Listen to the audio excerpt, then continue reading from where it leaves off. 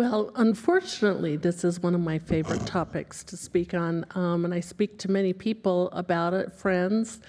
I try to direct my comments more to individuals who are age 40 to 60 who have parents or themselves, because one of the first things that there's science that proves the first thing that goes is your ability to do financial logic in your mind. So my story started in 2007 after Christmas. My mom and I don't know how far back the abuse goes. I suspect as early as 2000. My mother had borrowed $50,000 from my sister and sent it off to someone in Jamaica. And this kind of abuse, I call it the silent war on our senior citizens, because this is how the Jamaican gangs survive. I've been told by the FBI that you can walk into any of the Jamaican gangs' offices. They'll have your mother's name, Norma. They'll have all the kids. They'll have mom wants to make sure all of her kids are billionaires by the time she dies. They'll have everything that's one of her trigger points labeled there. They'll have all of my kids listed under my name. And that's all they do is call and prey on seniors all day. And I've never been able to get my sister to tell me how much. And I figured to this day it's at least $1 million that she gave away. And all of the savings that my dad now, who is 90, that they'd had for a senior facility, they're all gone. So there are things that you need to be aware of. Also, too, as your parents are aging, it really helps to talk about moving into a main level facility. My dad's 90. He can only make it up 7 stairs. And then he has to have someone help him up the remaining 7. Seniors we are all very prideful, and he's stubborn. And so even just getting church members to come over and help him up those last 7, he just won't do it. So while there's plenty of people willing to assist, and so there's a lot of things that we need to be aware of. So I really appreciate you bringing this forward and having this day so that people can understand. My name is Kim Gallegos. I am a caseworker for El Paso County. I have been with the department for 7 years. I started out in child protection, and where I was there for 5 years. And about 1.5 years, I made the switch over to adult protective services.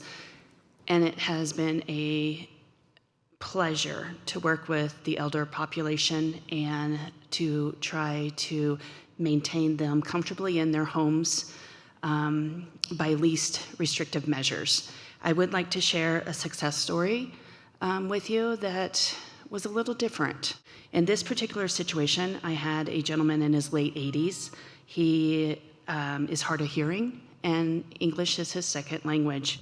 After the eviction, and we could get into the home, that his medications were not being given to him properly. He had medications from 2017 that had never been refilled. We found out that he was, the caregiver was sharing the medications between the 2 gentlemen. We found out that he had not gone to his dental appointments, and his dentures had been sitting at the dental office for almost a year, waiting to be picked up.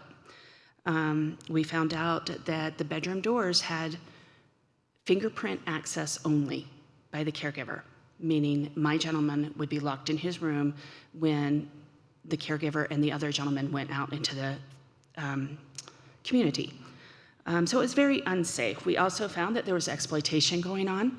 This caregiver was a power of attorney for my client. He had the client sell his home, and it was in a different part of the country.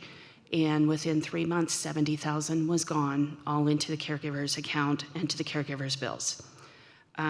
So my client did not benefit at anything of any of the funds from his housing.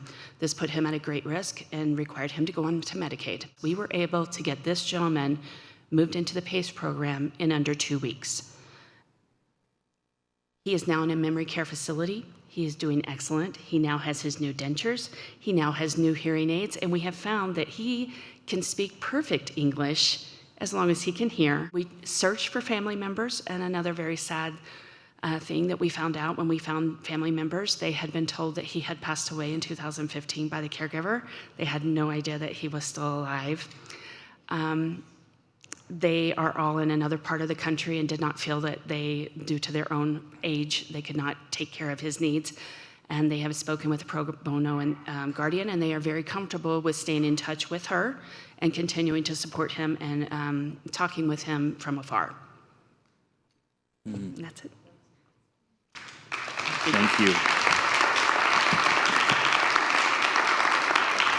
Thank you all. You know, the story that you shared with us today, it really highlighted the broad expertise required.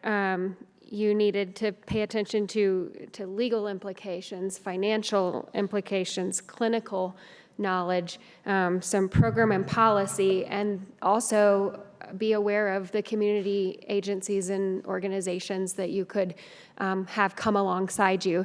And that breadth of understanding how to wrap services around someone who needs them is just, it's commendable. It's overwhelming to me. And I know that every single one of you, no matter which piece of that you have responsibility for, has done that, and you've done it ultimately for El Paso County citizens who needed you. It's our job, whether we're a caregiver or a family member, it's our job to preserve dignity, to make sure that no one feels restrained.